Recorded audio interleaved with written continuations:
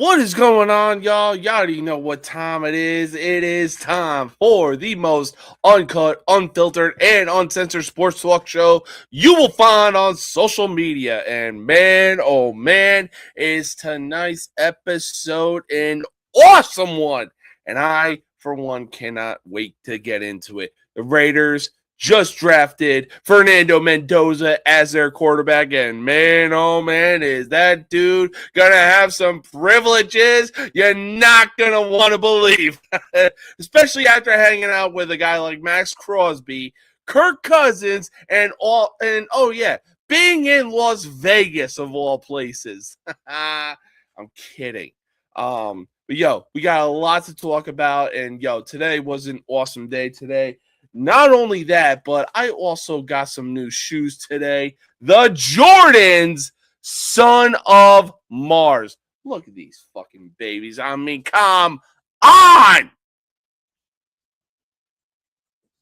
Sorry, I just had to flex those real quick. I just had to, you get new shoes, you get excited for it. You know what I'm saying? In any case, like I said, we got a lot of topics to talk about. It's going to be a fun show. It's going to be an awesome show. But before we get into tonight's show, be sure to click the one of two links in the description of this video. And if you click on the link that says Fit for Life Fitness, bro, there is a tab on there. And I know I need to get my fat ass back in the gym because, oh my God, am I hating myself for it. There is a tab that says the best at-home workout programs you will find anywhere. It is Beachbody, or Body as they now go by, being Bravo Oscar Delta India. And let me talk to you. They have some awesome workout programs, whether it's Insanity, P90X, Body Beast, the list goes on and on. They have workout programs ranging from beginner to expert. I'm telling you, you're not going to want to miss out on it. When you decide to sign up, be sure to use code James K Body. That's James K Bravo Oscar Delta India, so that when you sign up, you get 15% off. Now, if you're on the lookout for some clothing, be sure to click the other link that says Linktree No Mercy Sports and click on the tab that says TrueVictory.com. True Victory is veteran-owned, veteran-operated. They have some awesome merch. They have some awesome accessories. They have some awesome patches as well. Now, once you have found what you're looking for, whether it's for yourself or whether it is also for a loved one, be sure to use code No Mercy Sports 15 for 15% off your entire purchase. Now, having said that, let's get into tonight's episode because, man, oh man, there are some fucking marks upon us as far as the WWE is concerned. Let's get into it.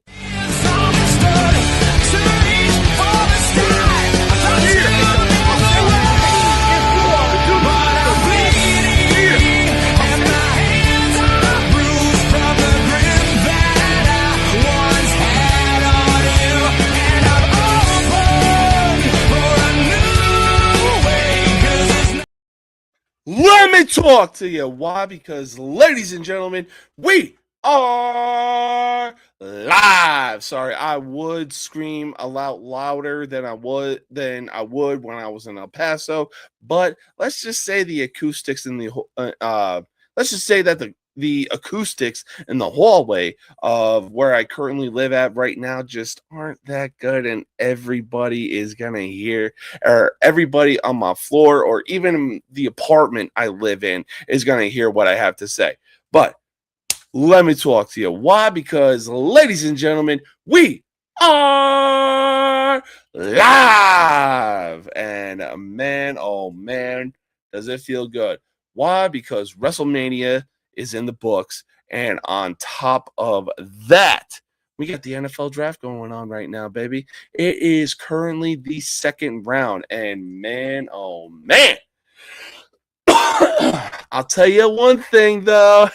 I signed up with the betting app Kalshi. I made a bet that 2 quarterbacks would be selected in the first round, and man, oh man, it didn't disappoint. Why? Because the Raiders got Fernando Mendoza, and the LA Rams would proceed to go and get Ty Simpson. Now, obviously, Sean McVay said that, yo, this is Matthew Stafford's team, but he's also looking out for the future as well. Why? Because they knew that Stetson Bennett wasn't going to cut it anytime soon. But look, we're going to get to the NFL draft in just a bit.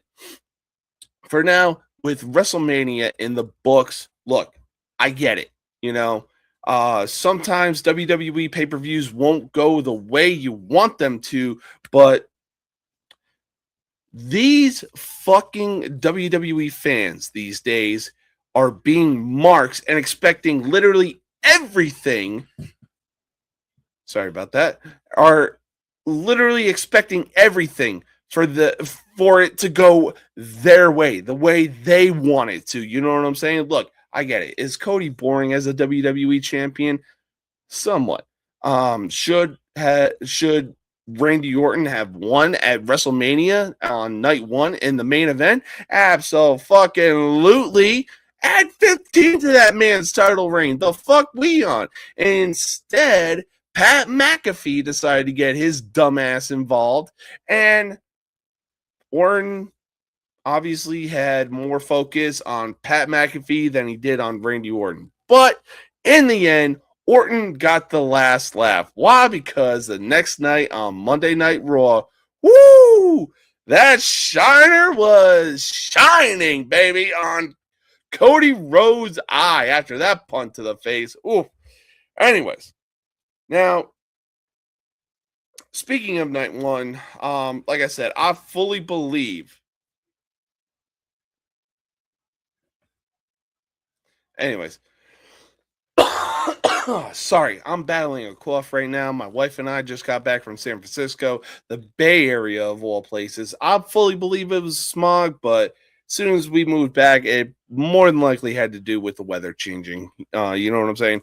But like I was saying, I fully believe that Orton should have won, but Cody walked away victorious. Then night 2 rolls around, and people are already wanting Roman Reigns to drop the title to Obafemi. Go figure!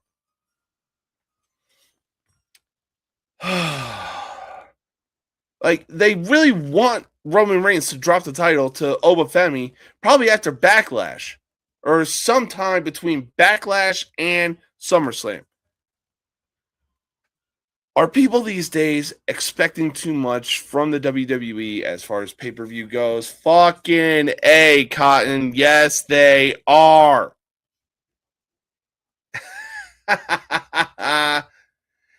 Look, Terry, I'm going to tell you one thing that my mom said when she literally outdrank the entire College of Arizona State.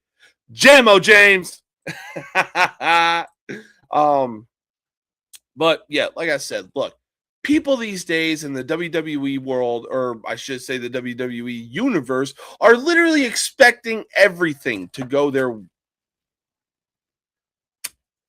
That was my sunglasses. That was probably Satan. I'm probably going to have to walk out of here because I've seen too many horror movies. Anyways, look, people these days are expecting so fucking much. Look, like I said, I really thought that Randy Orton should have won, should have gotten his 15th title, but hey, it didn't go the way that you thought it would. That is what you think was going to happen, you know? Like, Rhodes was basically, I want to say 2 months, almost, or approaching 2 months after he just won the WWE title.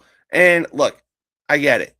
I'm pissed at the fact that Drew won the title. Then about a month later, Cody Rhodes wins the title. Like, the fuck are we doing here? You know? Look, I get it. Student versus mentor and everything like that. But come on. Drew versus Randy at WrestleMania would have put a lot more asses in seats. Instead, y'all decided to go with Cody Rhodes. But like I said, you know, Randy got the last laugh in the end of it because, That shiner was fucking shining when Cody took his glasses off, baby. Oh my God. But yeah, y'all fucking marks need to fucking chill. Like, look, Roman Reigns just beat CM Punk at WrestleMania 42 for the World Heavyweight Championship, and y'all already out here like, oh, well, great. Now they're going to run it back with the Bloodline. Now we're going to get a lengthy title reign from Roman Reigns with the World Heavyweight Champion. The fuck is wrong with that? Look, Oba is in his 20s. For fuck's sake. Oba is in his 20s. He's got plenty of time to get the title on him. Let's run it back with the Bloodline. Let's run it back. Let's have another lengthy title reign. Let's bring in Jacob Fatu in the fucking Bloodline. Give Jacob Fatu that fucking money upgrade. And on top of that, bring back the honorary fucking Sammy Uso, baby. Bring it back. Do I want to see Roman Reigns versus Oba Femi? Fucking A, I do. But would I rather see another lengthy title reign with Roman Reigns and the Bloodline being a face faction? Fucking A, I would. Fucking A. Let me see that fucking shit. That's what I'm saying. After Backlash, because we know that Jacob Fatu versus Roman Reigns for the World Heavyweight Championship is gonna happen. Let's make it happen. Bring in Jacob for the Bloodline as a face faction. I would pay to see that. Plus, on top of that, Roman with his OG 2021 entrance. Oh, God, give it to me. Oh. Terry, who gave you the fucking script? Because this would fucking feed families. The Bloodline with Jacob Fatu and Rikishi as the tribal elder / manager. Oh my God, would that fucking feed some fucking families? Hey, I'm buzzing too, my man. I am buzzing too. Oh, I'm about to be buzzing or even crossfaded come Sunday. Why? Because I'm leveling up to 36. Let's fucking go. But man, the possibilities are endless for the Bloodline. Being a face faction and everything like that. Like, oh my God. The possibilities are endless. Now, speaking of Roman Reigns,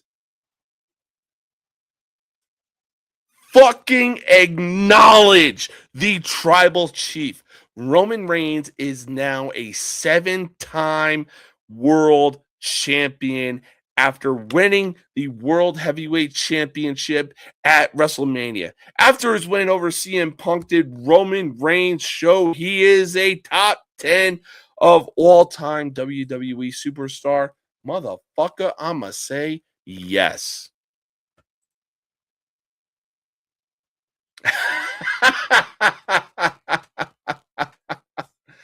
Damn. Well, I'm 6 years from that, so. Terry, I'll tell you what. Look, I may be turning 36 this Sunday, but I'll tell you what. My body feels like your body right now. Why? Because I spent 10 years in the military, 4 in the Navy, 6 in the Army. But my body feels literally the way that yours does, man. That's not an insult. That is just a fact of life, my man. My body feels the exact same way that yours does. I'm telling you right now. Oh, I bet it do. I'll bet the next 2 paychecks I got coming up next week on that. I'll bet my next 2 paychecks on it. But yeah. So the question is, Like I said, going back to the question, after his win over CM Punk, did Roman Reigns show he is a top 10 WWE superstar of all time? Fucking A, he did. Because look, Roman Reigns is a lot of things. People didn't like the fact that he beat The Undertaker at WrestleMania. They booed him to literally only for him to say, hey, this is my yard. This dude has done practically everything in the business that there is to do. Now, people want to say, he's a Nepo baby. He's this, he's that.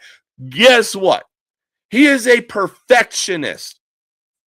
And I'm not saying that just to say that. Paul Heyman himself has literally said that Roman Reigns wants to be perfect with everything. He wants to get better day by day, week by week, month after month, year by fucking year. He just wants to be a better version of himself. That's all it is. God forbid,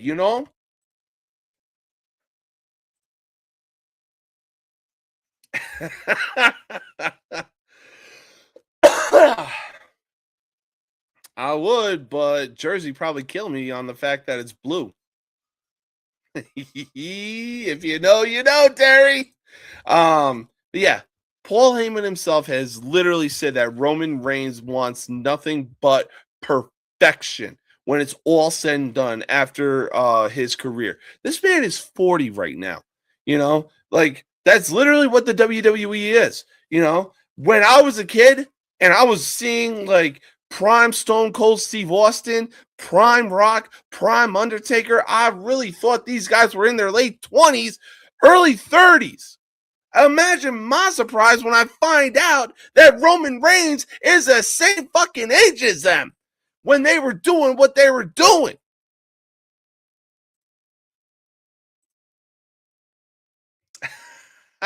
I got you.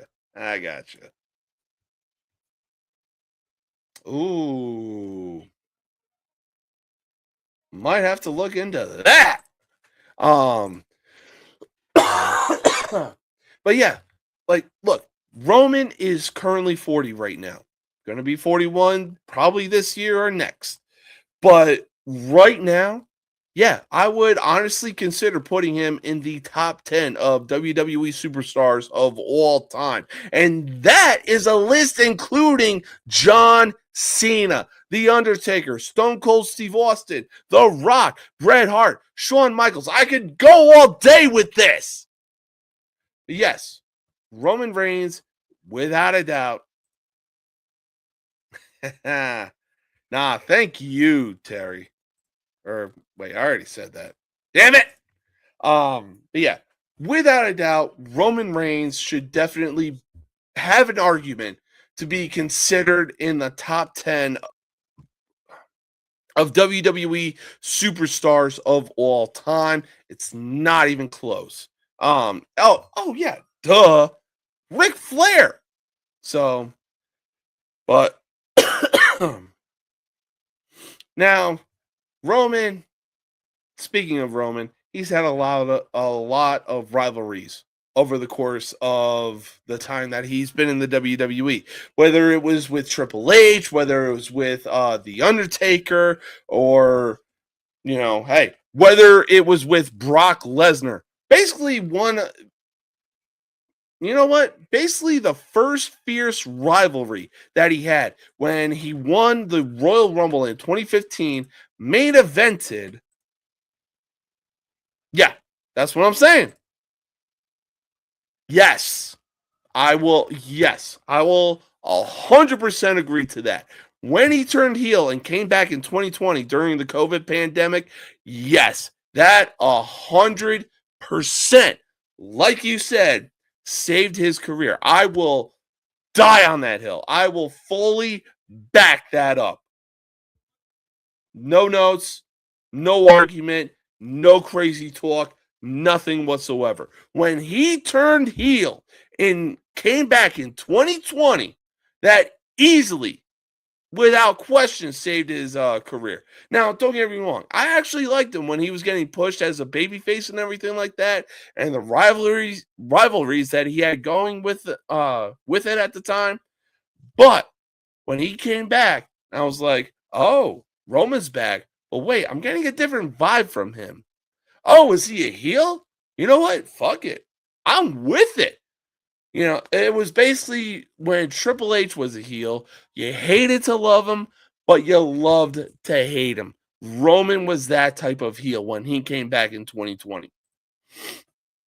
Um, but like I said, one of his most fierce rivalries was with the alpha male of our species. I'm talking about you put this guy against Prime James Harrison, or even, you know, you put 100 guys against a silverback gorilla, this dude is gonna be number 100. Or hell, he probably team up with the silverback gorilla in this case. But one of Roman's best rivalries was with the one, the only Brock Lesnar. And man, oh man, he was something to witness when he bursted onto the WWE scene. I'm talking, this man was near 300 pounds of pure muscle and moving like Barry Sanders. He's got a resume that speaks for itself. He is, I want to say, between a 10 or 13-time world champion. He is a king of the ring. He is a Royal Rumble winner, a multi-time Royal Rumble winner for that matter. This dude was picking up big guys like Mark Henry, The Big Show, Undertaker, Kane. The list goes on and on. And delivering an F5 that was this dude was making it look easy on them. And I'll tell you what, when he was going against opponents lighter than him, when he was delivering an F5 to opponents lighter than him, this man, I swear to God, was picking up those lighter opponents like a sack of friggin' potatoes. I mean, even Maven took the very first televised F5. And in an interview, if you watch Chris Van Vliet, awesome WWE podcaster, probably the best that I've ever seen in my entire life. Like, one of the best guys on social media when it comes to interviewing current WWE wrestlers or former WWE wrestlers. Brought Maven on, and Maven was like, yeah, you know, I went to Brock, talked to him about it, and said, you know, how do you want to go about this? Brock was just like, I got you. All you got to do is just sell it. I got you. Don't even stress about it. But despite, let me backtrack real quick. Brock would go on to have one of the most successful WWE careers in WWE. Obviously, he would be brought back in the 2010s. Why? Because Vince just wanted an easy fucking paycheck. However, moving forward, we got this match definitely should have dragged on. How it ended that fast is kind of beyond me.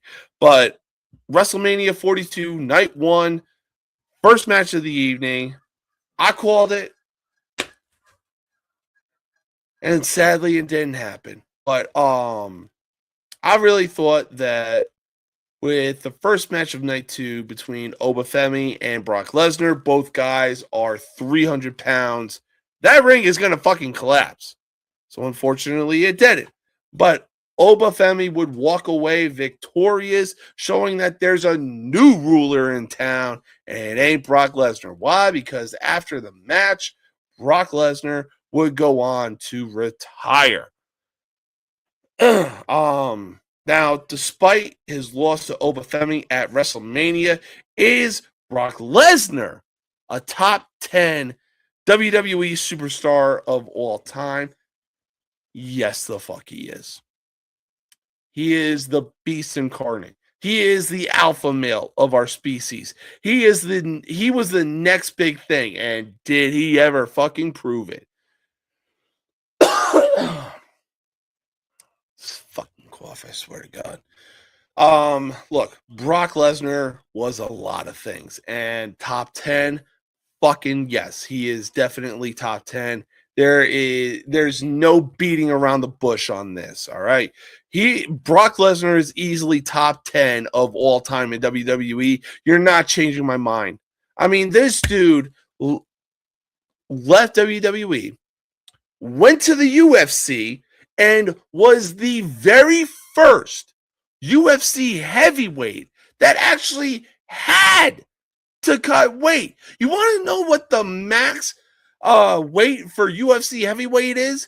265. This man had to cut 30 freaking pounds in order to make weight for the UFC. He's also a UFC heavyweight champion. And if you really think he doesn't deserve to be in the top 10 of all time of WWE superstars, you need to get off whatever the fuck Aaron Rodgers is on. Because, one, you are higher than giraffe nuts. B through Z, you are smoking that fucking blue shit from fucking New Mexico. Oh my God. Anyways, let's move on, shall we? Hang on, sorry. Anyways, let's move on, shall we? WrestleMania is in the books, Backlash is on the horizon, and so is WWE's biggest party of the summer, fucking SummerSlam, baby. Let's fucking go. I cannot wait. I straight up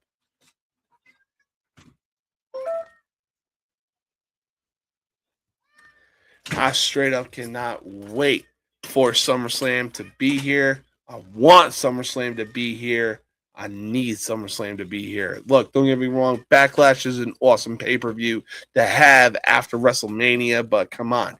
Like, we're approaching May already. Like, let's go. We already know what we want now that the weather's getting nicer outside. Between Backlash and SummerSlam, should we expect a few matches between Roman Reigns and Obafemi for the World Heavyweight Championship? I'm going to say no. One thing we should expect, though, is a few promos between them. I honestly think that Obafemi versus Roman Reigns is definitely going to be a build-up to SummerSlam. They'll probably square off at SummerSlam. But Roman's definitely going to be keeping the title. Like I said, Oba's got years to go before he gets WWE gold on him and everything like that.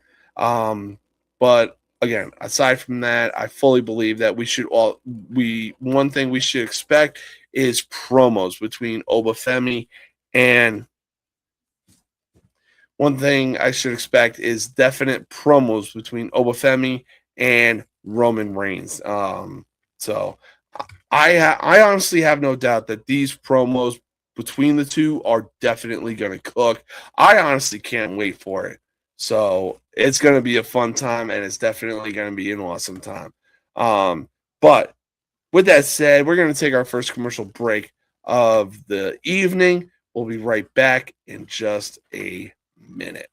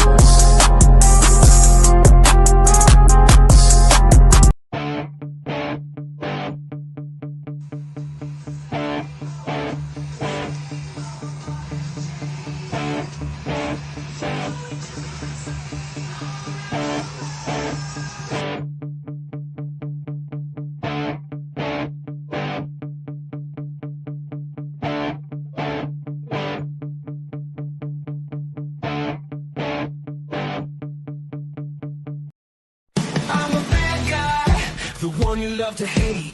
Andrew Anderson, spitting truth that just can't wait. Got a podcast, like a punch right to your face. College sports villain, taking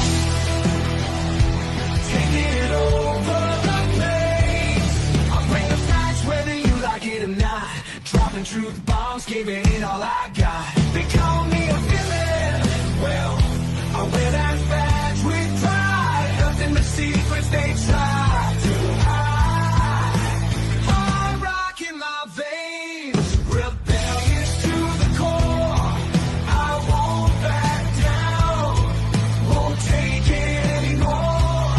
The bad guy of the podcast world, that's me. Unleashing the truth, setting it all free.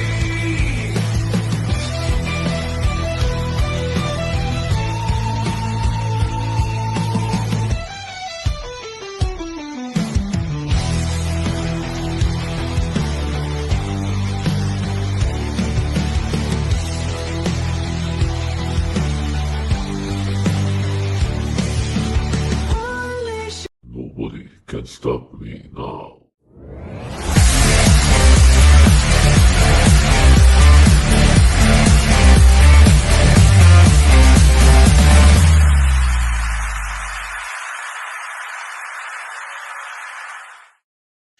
All right. Welcome back, y'all. Welcome back. Now, we've talked about WWE for a while, and man, oh man, the fact that we went on for almost 45 minutes is insane. But I'll tell you what, big shout out to the 52 people that are tuning in right now. Want to give a big shout out to y'all.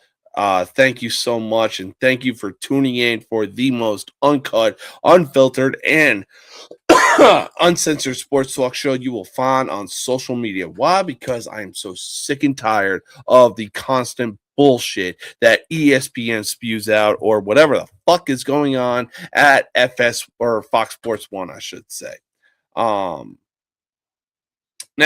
with that said, let's move on to some of the next topics. Some of them are gonna be basketball.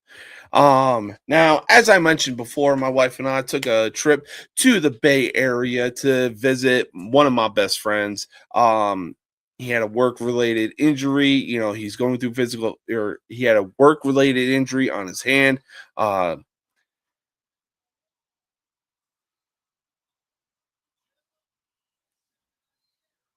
Nice. Sorry, I got the Yankees game going on right now in the background, and Jazz Chisholm just hit a home run. Anyways, like I was saying, I visited my best friend in the Bay Area.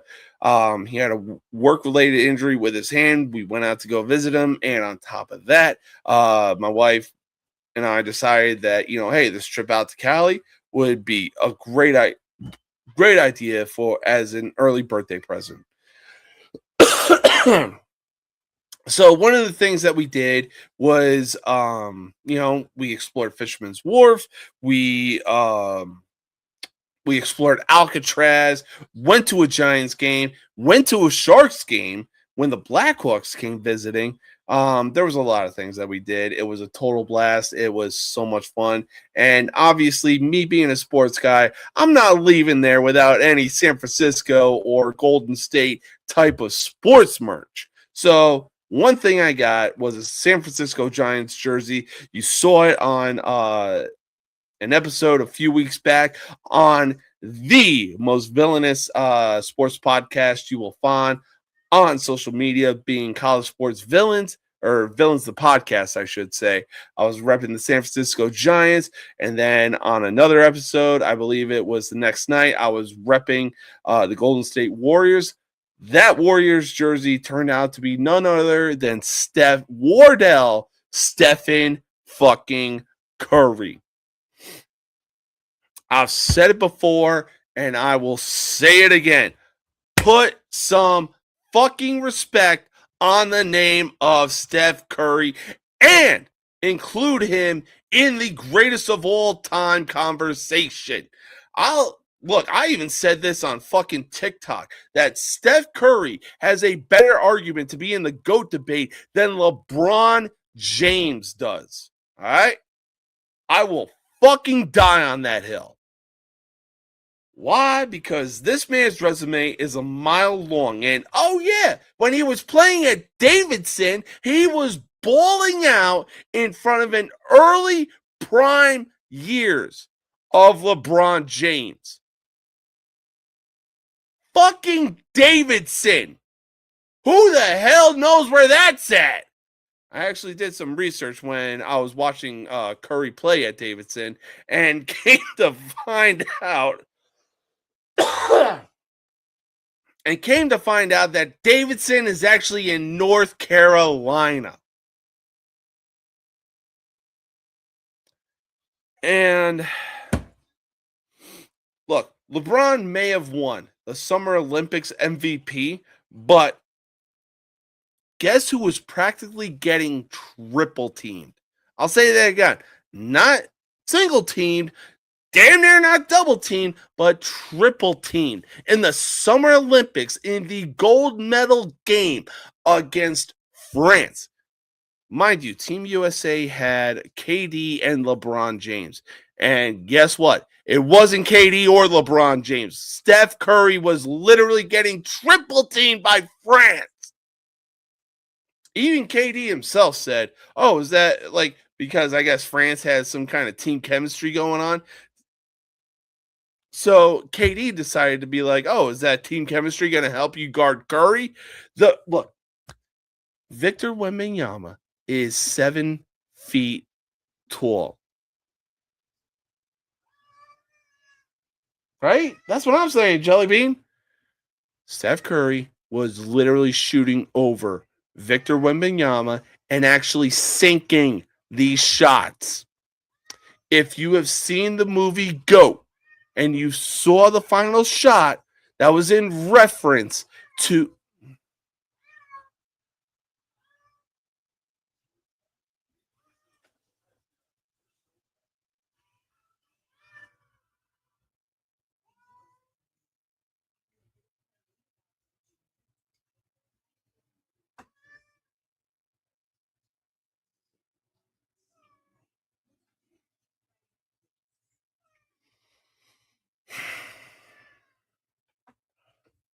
ma'am, are you done?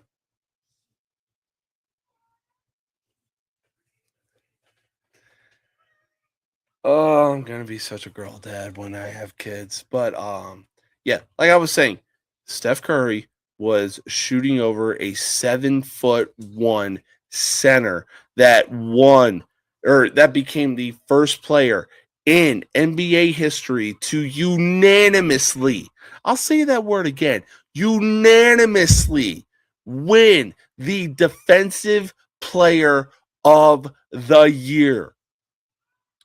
We're going to get to that in just a bit. But right now, what I'm saying, you need to put some fucking respect on Steph Curry and put him in the greatest of all time fucking conversation. And that's also, and that goes double. Sorry, I thought I had a burp. But anyways, that goes fucking double. Fucking triple, quadruple, quintuple for Kobe fucking Bryant. I am so sick and tired of seeing fucking bots or even trolls on social media saying that Kobe Bryant doesn't deserve to be in the GOAT conversation and Kobe Bryant doesn't deserve to be in the top 5 of all time. Yes, the fuck he does.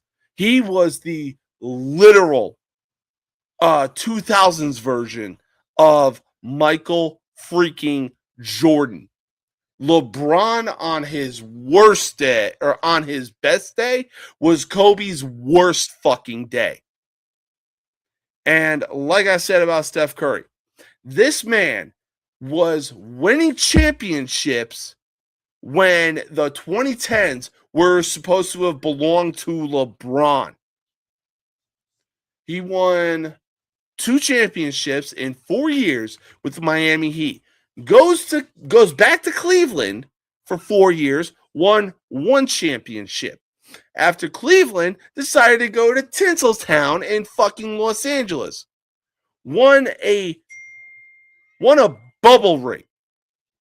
I will die on that hill. I don't care who you are. That was a bubble ring. And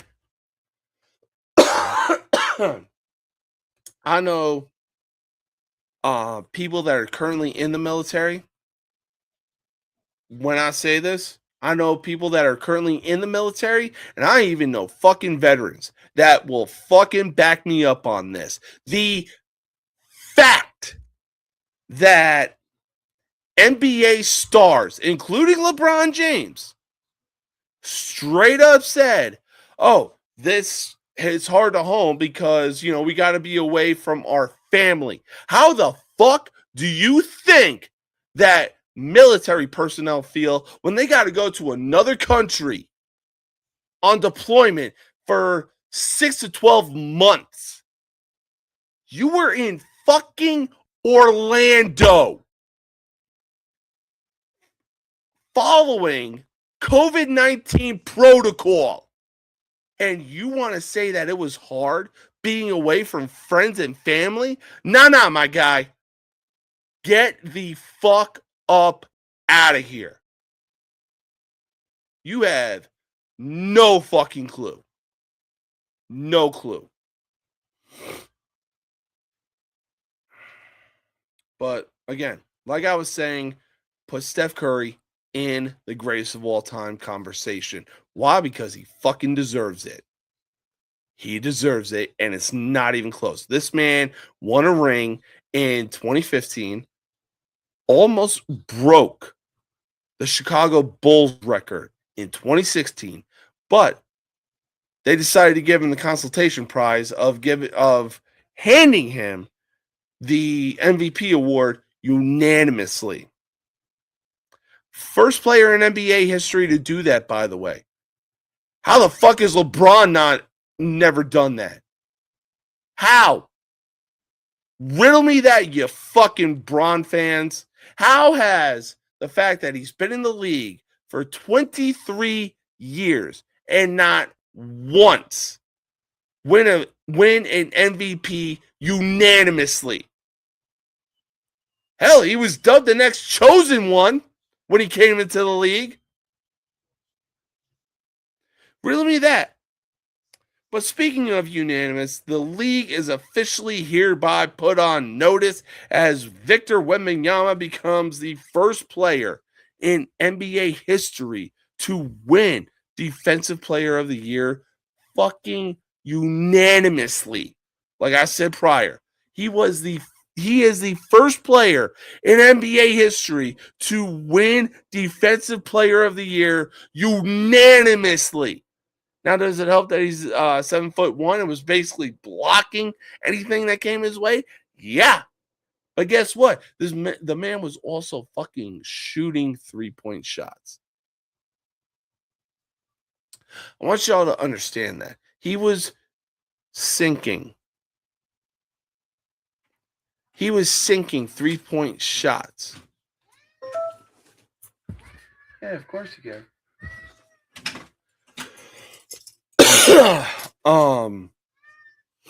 But this man barely had to do anything under center. Now, I'm not saying that he would lock up a prime Shaq when Shaq was a part of the Lakers.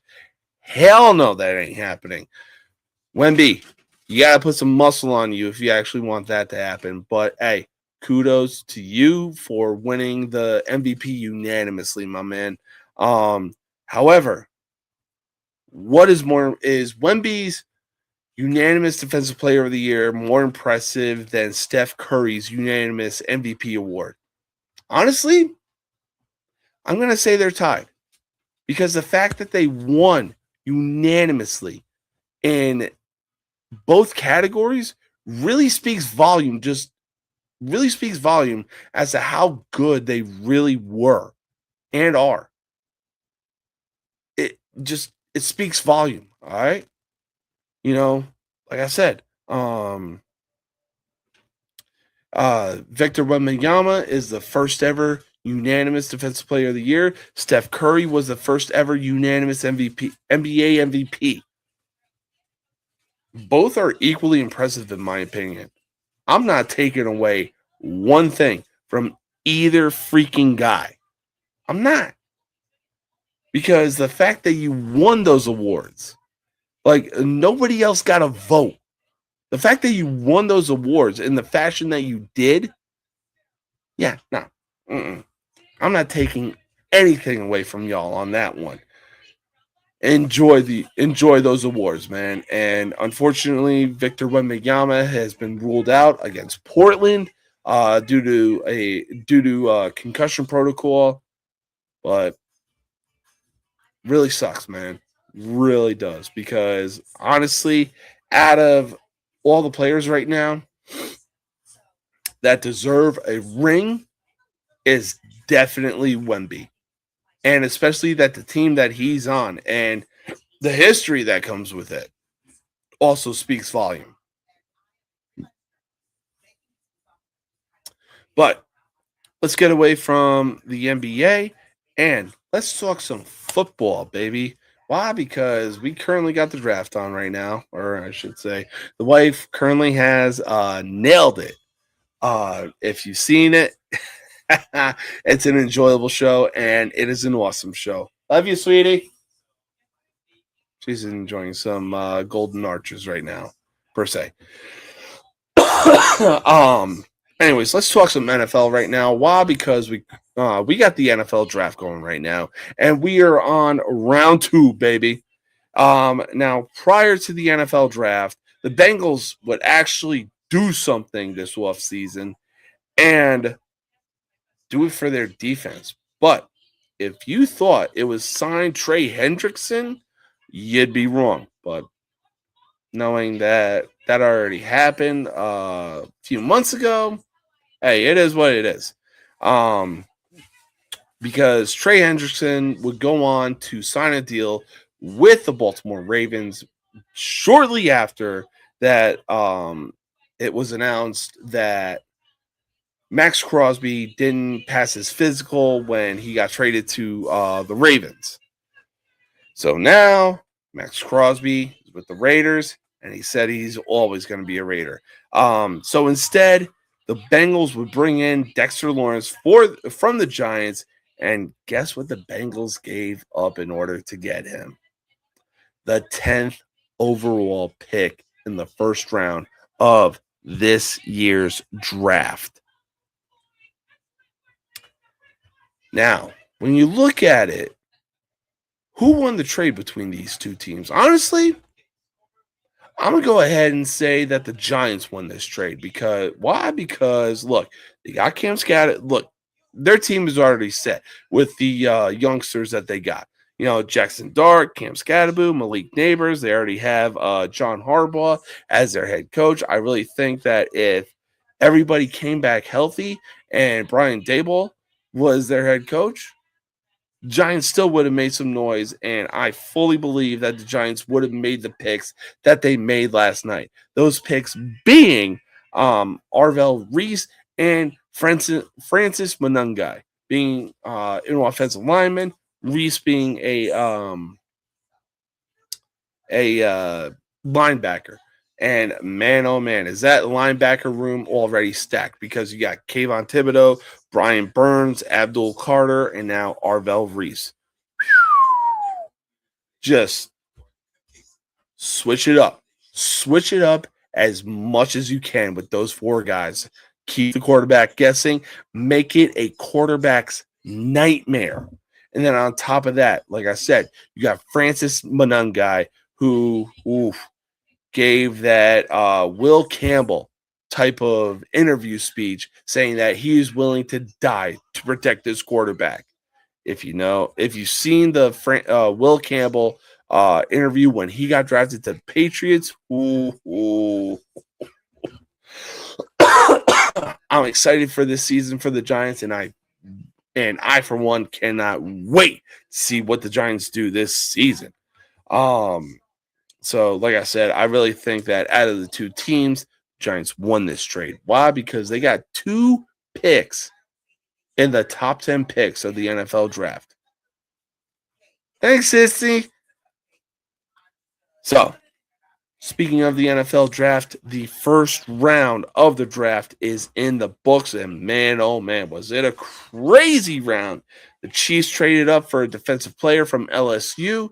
The Cowboys and Dolphins would practically switch spots so that Dallas could draft Caleb Downs from Ohio State. And of course, the draft would literally go the opposite way that most experts predicted. Now, did guys like Adam Schefter or Mel Kiper get the top 5 picks right, or even the entire first round right? Honestly, I'm not surprised that they did. But at the same time, you never know what's going to happen with the draft. So it wouldn't surprise me if guys like Adam Schefter and Mel Kiper just didn't expect to happen what had happened last night. So honestly, there were a few picks that I wasn't surprised by. Obviously, Fernando Mendoza. I don't know why I wanted to say Fernando Tatis. But yeah, Fernando Mendoza going first overall to the Raiders was none too surprising. I will say this, though. Jeremiah Love going to the Arizona Cardinals. That was pretty surprising to me. Because the Cardinals brought in Gardner Minshew. They barely have a quarterback whatsoever, and they brought in Jeremiah Love. Why? To fucking what do you call it? Spark some kind of excitement with the fact that they have Marvin Harrison Jr. and everything like that. So kind of made sense, but I'm also like, why would you do that? I get it, if you went and got Ty Simpson second overall, you would have had a lot of big expectations, especially with that offensive line. We've seen what a guy like Kyler Murray can do with that offensive line. That is absolutely nothing. But speaking of surprises, Ty Simpson going to the LA Rams was definitely surprising to me.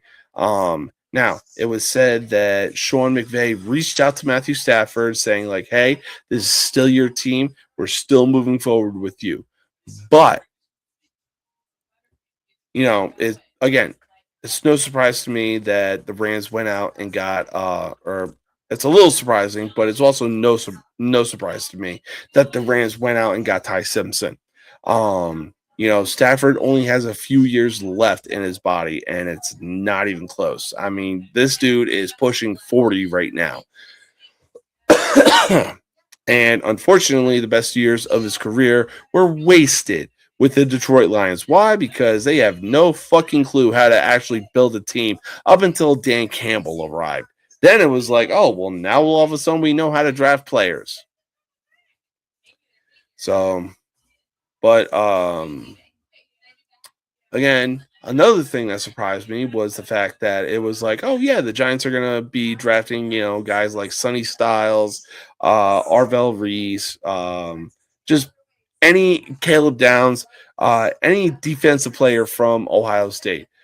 But instead, with their 5th pick, they went and got Arvell Reese. Again, I really think that's a good pick for them. That really boasts their what do you call it? That really boasts their linebacker slash edge rusher position with Kayvon Thibodeau, Brian Burns, and even Abdul Carter.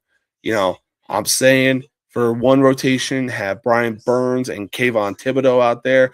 Another rotation, you have Abdul Carter and Arvell Reese out there. That literally makes sense to me. Knowing John Harbaugh, probably will. But also knowing John Harbaugh, probably won't. But the Giants getting an offensive lineman being Francis Monungai, that was also a little surprising to me as well. I know the Giants need to work on their offensive line, but again, when you consider the fact that John Harbaugh is the Giants' new head coach, it's not too surprising. Why? Because he wants to protect that quarterback. He wants to protect Jackson Dart. He wants to make sure that Jackson Dart doesn't fucking leave and ball out somewhere else. So, again, none too surprising. But also somewhat surprising to me. Anyways, we're going to take our final commercial break. When we come back, we got some baseball predictions to make for tomorrow. And then we're going to do one thing that we're going to do something to shake up this show. We're going to do, with baseball season here, we're going to do something that really hits home.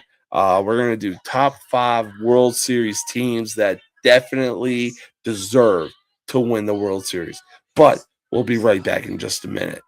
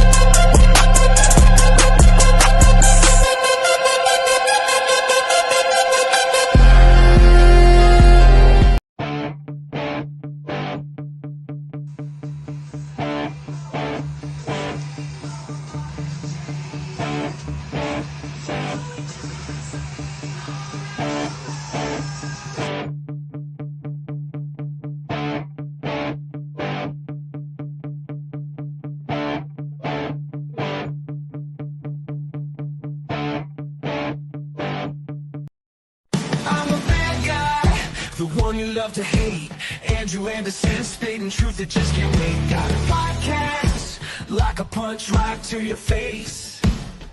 College sports villain, taking it over the place. I bring the facts whether you like it or not. Dropping truth bombs, giving it all I got. They call me a villain, well, I wear that badge with pride. Nothing but secrets they try to hide. Hard rock in my veins, rebellious to the core. I won't back down, won't take it anymore. The bad guy of the podcast world, that's me. Unleashing the truth, setting it all free.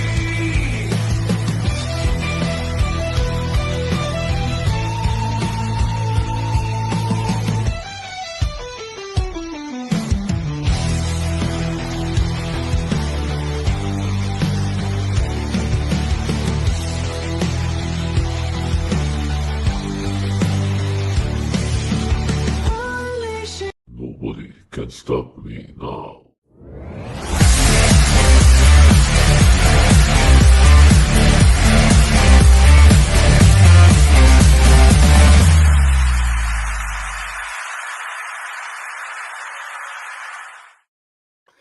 All right. Welcome back, y'all. Welcome back. Now, as I said prior, going into the commercial break, we're going to do a top 5 baseball teams that rightfully deserve to win the World Series. Now, I have 3 honorable mentions here before I get into my top 5. Bear with me here. So, rounding out the honorable mention list, I got the 2003 Miami Marlins. Now, look, when you compare the fact that this team was built on a lesser payroll than what the Yankees had in the late 90s and even early 2000s, a lot of shit makes sense. Like, Jesus. Like, the Marlins were the literal underdogs going into this matchup, and everybody and their dead relatives had the Yankees winning this World Series matchup. It wasn't even close. But the Florida Marlins somehow, some way found a way to win. Honestly, good on them for winning the World Series in 2003. They rightfully deserved it. They had a young, very, very young Miguel Cabrera. I'm pretty sure that they had Craig Counsell at the time. Post Diamondback days.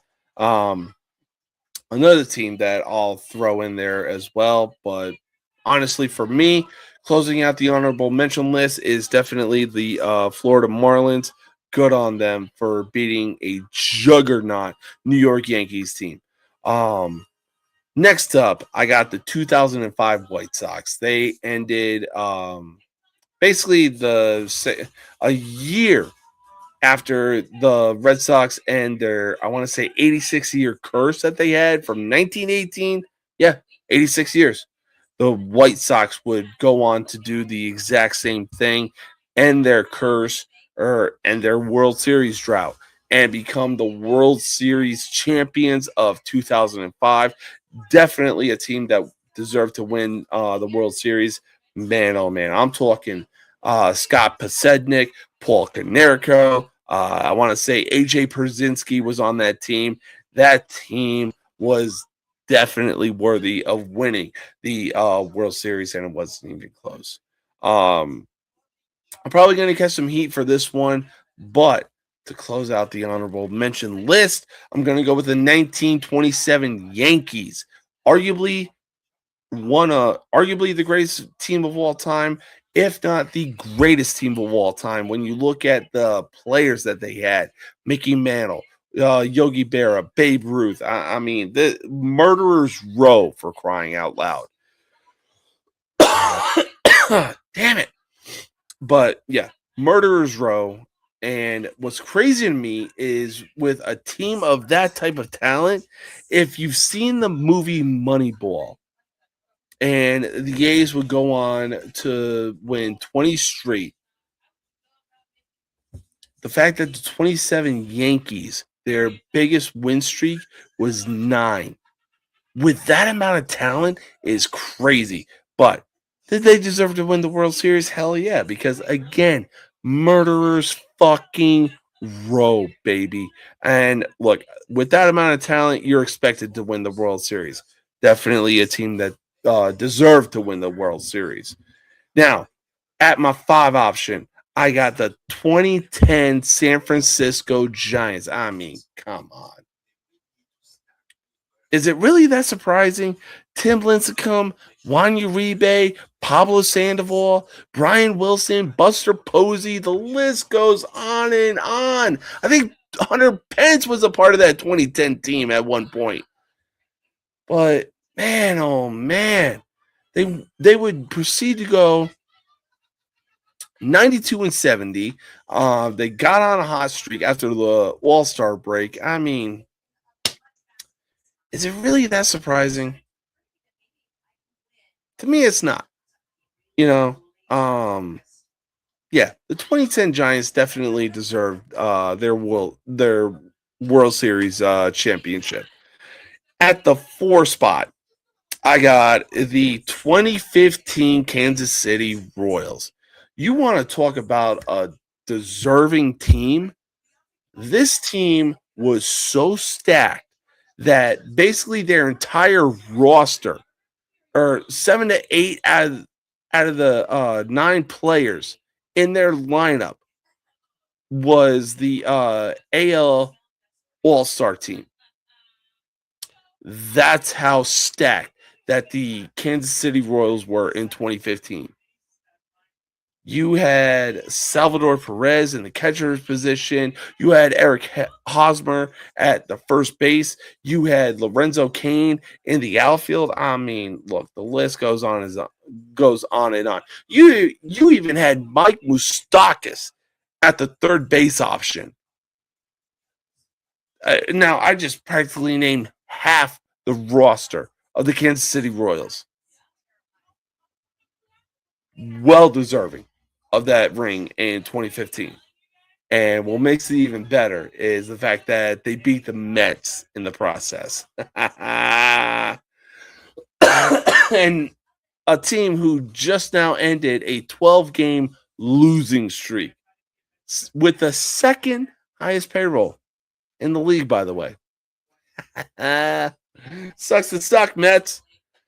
Anyways, at the third spot, as much as I hate them, but hey, they broke an 86-year-old curse. I got to give credit where credit is due. I'm going to go with the 2004 Boston Red Sox. Again, as much as I hate this team, I got to give them credit where credit is due. Why? Because they broke an 86-year-old curse. And on top of that, that team was stacked head to fucking toe. I'm talking Pedro Martinez, Jason Varitek, Nomar Garcia-Parra, Manny Ramirez. I'm pretty sure David Ortiz. The list goes on and on with that team.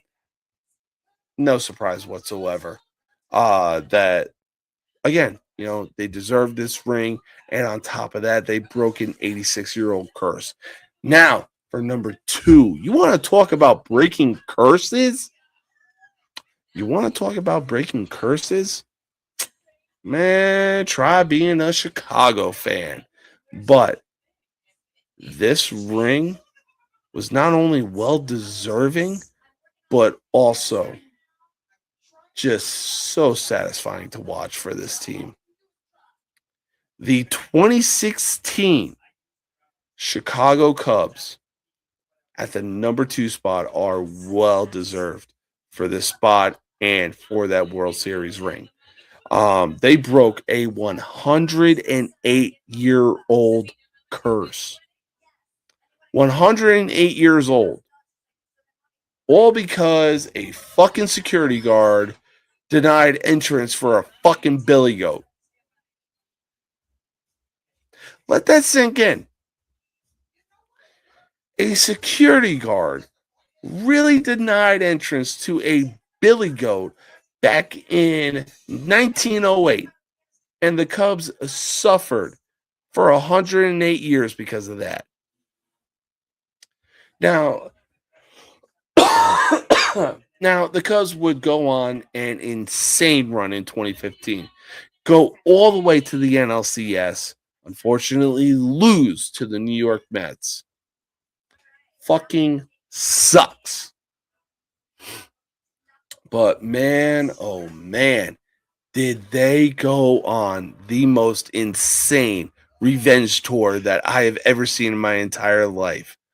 Whoa. Especially with their core being Anthony Rizzo, Javier Baez, and Chris Bryant. To the Cubs, that was their murderer's row right freaking there. Oh man. Like I'm telling you right now, if you go on YouTube and watch what the Cubs did in 2016 and did in the playoffs, you will not be disappointed. I'm telling you that right now. You won't be disappointed by what the Cubs did in 2016 during the regular season and in the playoffs.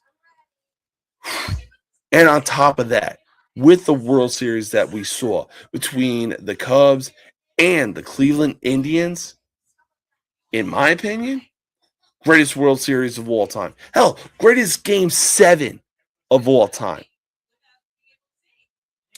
I will die on that hill. And you're not going to convince me otherwise. As far as that Game 7 goes. But now we got number 1 of the top 5 well-deserved World Series teams. With that said, now me being a Yankees fan, it should come as no surprise. I know I'm rocking Raiders gear, but my best friend fucking what do you call it? Um turned me. God forbid. But the number one spot of the well-deserved World Series baseball teams has got to go to the 1998 New York freaking Yankees, who at the time set a win record of 114 games. This team was beyond stacked. I'm talking Bernie Williams. I'm talking Derek Jeter. I'll even throw in Chuck Knobloch for Christ's sake. Fucking Tino Martinez. Fucking Paul O'Neill. Andy Pettit. Jorge Posada, I believe. Like, oh my God. And then on top of that, Joe Torre as the manager. Now, the 2001 Seattle Mariners would go on to set the new record. Hey, good for them. A team that definitely deserved to win a World Series. Unfortunately, they did not. But I mean, you want to talk about a who's who in the game of baseball. Give me the goddamn 1998 New York Yankees any freaking day of the week. That team was stacked head to freaking toe. Just, my God. Now, if you know any better, if anybody out there of the 58 people that are tuning in know any better teams that could step to the 1998 Yankees or any of the teams that I just listed, hey, let it be known in the comments. I would love to hear from y'all, or even love to see what teams could that you can think of that would step to any of the teams that I just mentioned. Good. Hey, it's a friendly debate. That's all it is. That's all it is. But hey, we got some weekend baseball coming up right now. Let's make some freaking predictions. The Boston Red Sox just got swept by the New York Yankees, and on top of that, in the final game of the series between the Red Sox and Yankees, the pitcher would be none other than Cam Schlittler, a dude who was born and raised in Massachusetts, grew up a Red Sox fan, and proceeded to get drafted by the New York Yankees. Now, after he pitched an insane game against the Boston Red Sox in the wild card last year, and going into this series, and Boston fans knew that Schlittler was going to be the starting pitcher. Classic Boston Red Sox. They would deliver death threats to Cam Schlittler. Now, again, heckling is part of the game, and I understand that. But when you're making death threats, you don't deserve to call yourself a fan. Fuck that. Now, having said that, Boston goes into actually, hang on.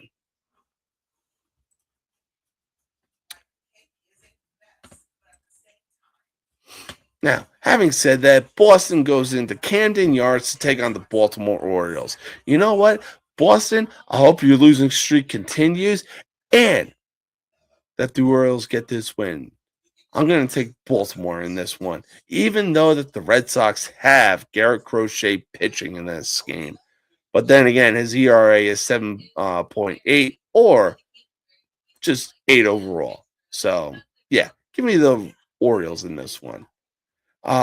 Next up, we got the Seattle Mariners going into Busch Stadium to take on the St. Louis Cardinals. We got Wu pitching in this game. may have had a perfect game going against the Yankees at one point last year, but unfortunately that got erased. However, hey, the comeback is always better than the setback. You know what? Give me the Mariners in this one.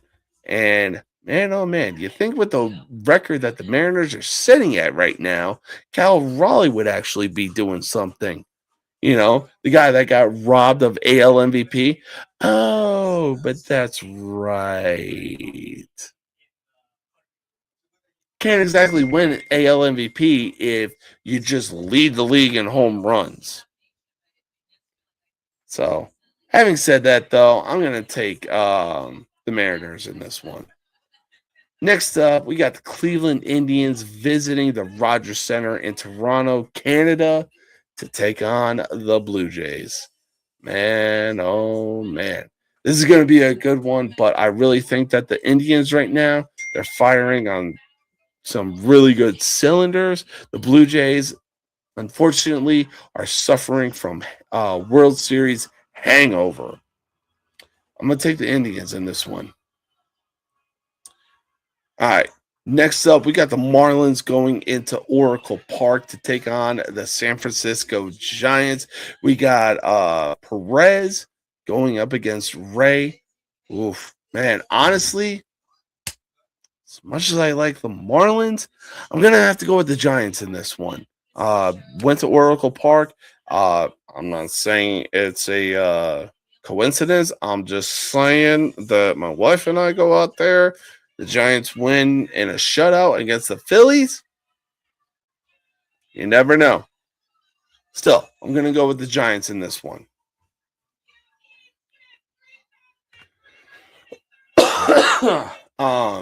Next up, we got the Colorado Rockies going into Citi Field to take on the wannabe New York Yankees, aka the New York Mets, who have actually won 2 games, which is surprising, especially coming off a 12-game losing streak. Now, for the Rockies, they got Jose Quintana pitching up against Senga. Honestly, I'm going based off of ERA here, as Quintana has a 6.23 ERA and Senga has basically a 9 ERA. Give me the Colorado Rockies in this one. Next up, we got the Minnesota Twins going into Tropicana Field to take on the Tampa Bay Rays, as Ober of the Minnesota Twins takes on Shane McClanahan. If that ain't a fucking Irish name, I don't know what is. Now, Ober may have a 4.1 ERA as opposed to McClanahan's 5 ERA, but you know what? I'm gonna go with the Rays on this one, because at the end of the day, pitching is what matters. Now, again, yeah, little hypocrisy just because I said Shane McClanahan has a 5 ERA, but I'm still going to take the Rays in this one. Next up, we got the Nationals going into Wright Field on the south side of Chicago to take on the Chicago White Sox. Honestly, I really think that the whole reason that the White Sox have 10 wins right now has got to be because of Murakami. Basically, the dude on that team who has the same swinging style of Shohei Ohtani. Give me the White Sox in this one. Next up, we got the San Diego Padres going in. Wow, okay. We got the San Diego Padres going into Mexico City to take on the Arizona Diamondbacks. Now, it's actually not that surprising that both teams are practically a football field away from Mexico. But you got Marquez pitching for the San Diego Padres. You got Zach Gallen pitching for the Arizona Diamondbacks. Give me Zach Gallen and the Arizona Diamondbacks in this one, as the Diamondbacks creep closer and closer to the LA Avengers. I only say LA Avengers because, my God, look at what the money that the Dodgers has spent and who is on that team. Oy vey. Next up, we got the Oakland A's going into Globe Life Field to take on the Texas Rangers.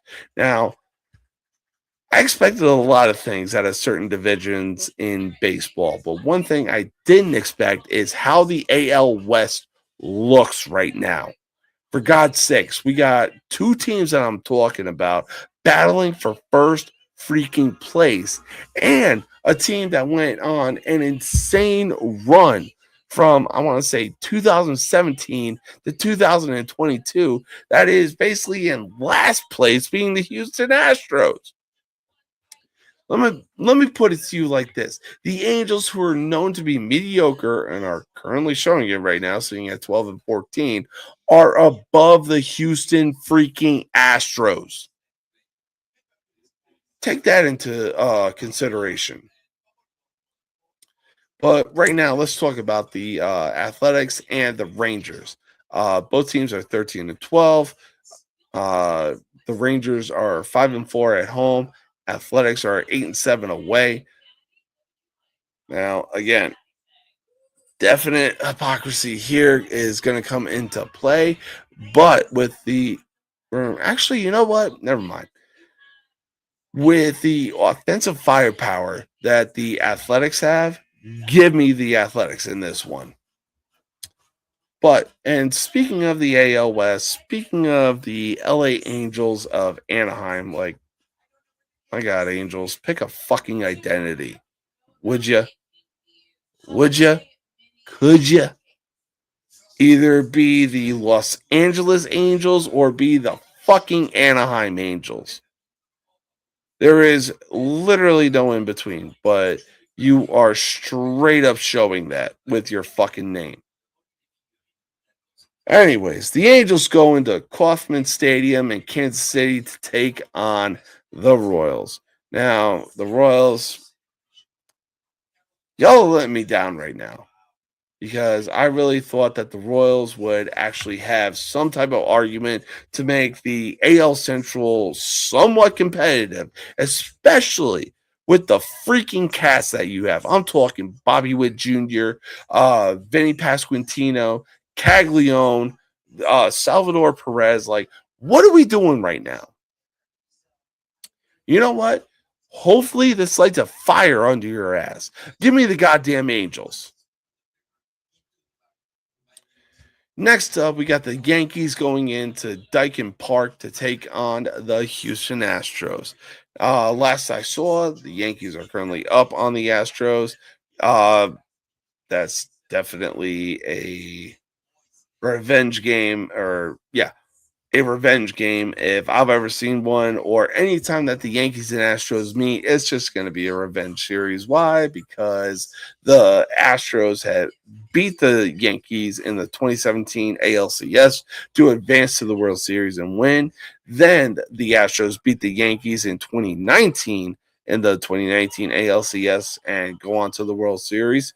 Then the Astros would proceed to go on and beat the Yankees in, I believe, the ALDS in 2022 when Judge when Judge Gamble took the biggest gamble of his life and actually ended up winning. But with this game, give me the goddamn Yankees. The Yankees are currently on a roll right now. Houston, I don't know what you're doing, but you need to figure something out and get your heads out of your asses. Next up, we got the Pittsburgh Pirates going into American Family Field to take on the Milwaukee Brewers. I tell you what, I don't care what the ERA says for both pitchers. You got Mizorowski pitching for the Brewers. Give me the Brewers in this one.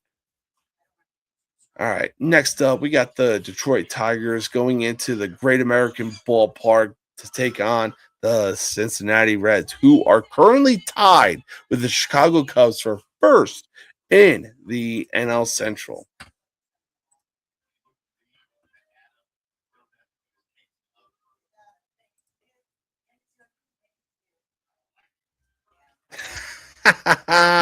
I know, it's crazy.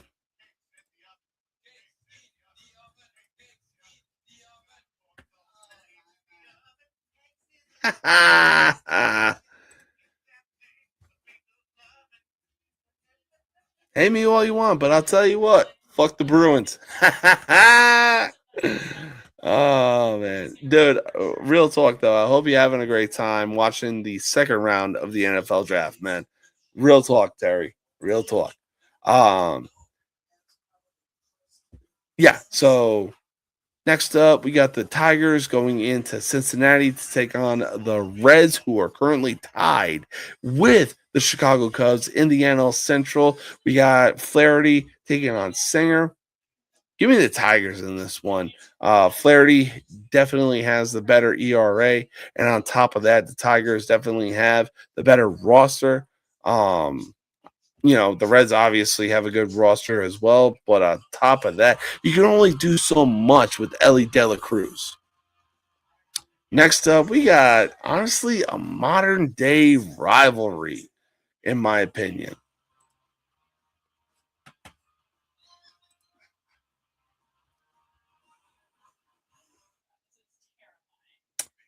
Really, Terry?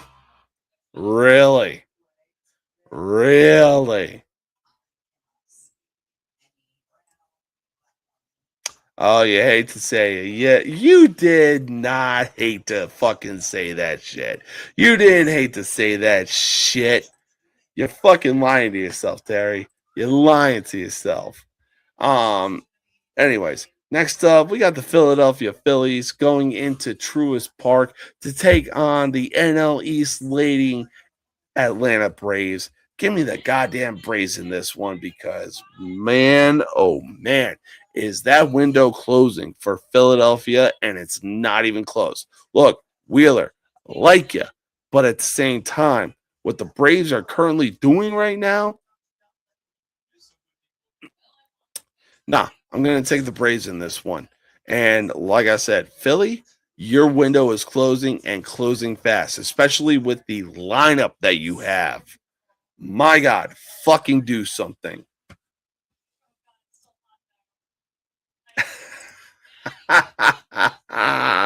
You know what? I'll double down and say it again. Fuck the Bruins.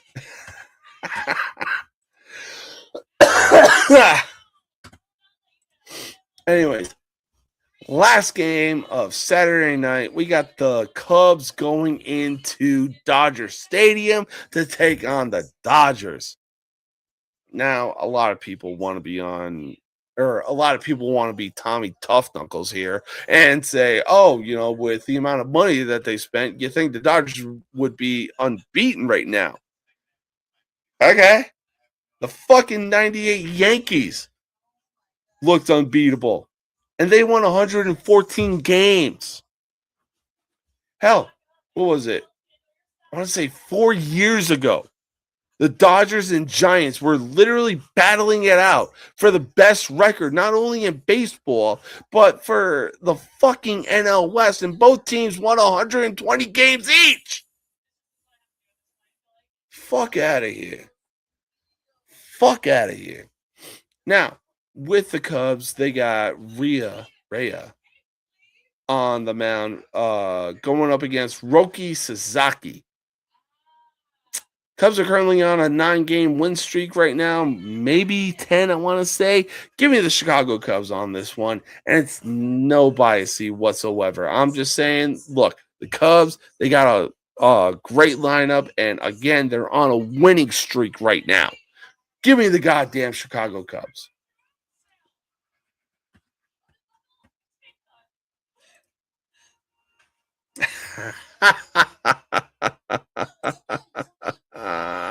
Hey, that's not cool.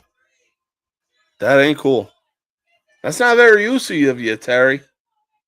That is a fucking insult right there. God damn. But yeah. So that does it for tonight's episode of the most uncut, unfiltered, and uncensored sports talk show you will find on social media. Big shout out to the 62 people that tuned in for tonight's show. Hope you all have a great time watching the second round of the NFL draft. Terry, I hope you're enjoying your night as well. Same goes to Andrew, Brandon, and even Cameron as well. Especially you, Emily. Hope you all are enjoying your night and having a good one. Now, with that said, you already know it's Friday. I got to do what I got to do. Don't add to the population. Don't subtract from the population. Don't end up in the hospital, dead, or in jail. If you end up in jail, make sure to call somebody whose number you know by heart and then proceed to establish dominance quickly. If you know, you know. But that's all the time that we have. Until next time, peace out.